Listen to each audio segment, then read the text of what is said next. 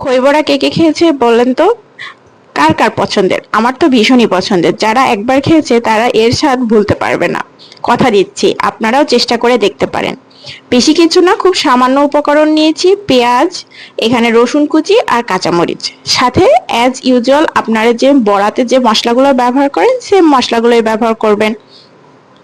এখানে স্বাদ মতো লবণ, হলুদ, মরিচের গুঁড়াটা স্কিপ করেছি যেহেতু কাঁচামরিচ দিয়েছি, আর এখানে সামান্য একটু চিনি অ্যাড করেছি। করে ভালো করে চটকে নিয়ে এরপরে আমরা ভেজানো খইটা মেশাবো। সত্যি বলতে যারা খই বড়া একবার খেয়েছে, সত্যি বলছি একদম আপনারা বলতে বাধ্য যে অসাধারণ একটা জিনিস খেলাম। এখানে একটু পানি নিয়ে নিয়েছি, পানিতে আমি খইটা ভিজিয়ে ভালো করে ধুয়ে নেব যাতে খইটা একটু নরম হয়ে যায়। অনেকেই আমি ঝুড়িতে ছেঁকে ধুয়ে নিয়েছি যাতে আমার তুলতে সুবিধা হয়, অনেকটা সময় পানিতে আসলে ভিজবে না এই জন্য। ভালো করে ধুয়ে আমি এটাকে ভালোভাবে চটকে নিয়েছি। আসলে এর সাথে আর একটা জিনিস আমি অ্যাড করেছি, সেটা আসলে ভিডিও করতে ভুলে গেছি। সেটা হচ্ছে যে 2 চামচ ময়দা আর 1 চামচ চাউলের গুঁড়া এর সাথে অ্যাড করে দেব। এরপরে ভালো করে মাখিয়ে এই যে বড়া শেপ করে নিলেই বোঝা যাবে যে মাখানোটা রেডি হয়ে গেছে।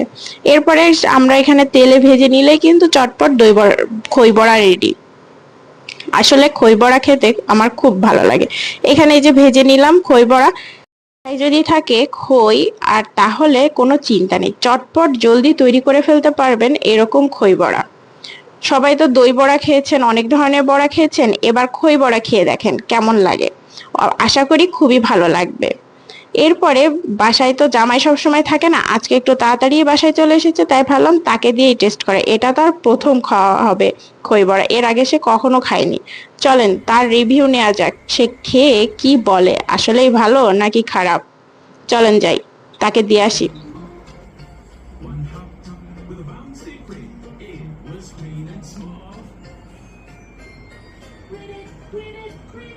কি এনো সেটা? খই বড়া, খেয়ে দেখো। তো কখনো খাইনি খই বড়া। আচ্ছা খেয়ে দেখো।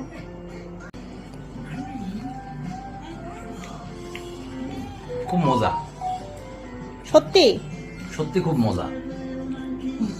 আপনারাও বাড়িতে বানিয়ে টেস্ট করে দেখতে পারেন। তবে আমার বোর মতো হবে কিনা জানি না।